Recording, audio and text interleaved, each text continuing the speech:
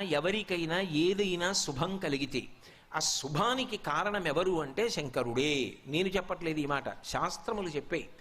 శుభములన్నీ కుప్పలు తెప్పలుగా ఆయన పాదముల దగ్గర పడి ఉంటాయిట.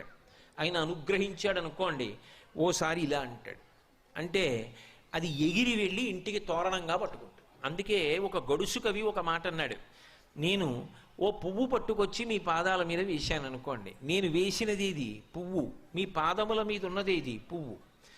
నేను ఒక పువ్వు పట్టుకెళ్ళి మల్లికార్జున లింగం మీద వేశాను అనుకోండి, పరమ ప్రేమతో వేశాను అనుకోండి, ఆ పువ్వు ఓ ఏడాది తర్వాత నా ఇంటి మనవడు. నేను ప్రేమతో వేసిన పువ్వు 2 ఏళ్ల తర్వాత నా ఇంట్లో మనవరాలు.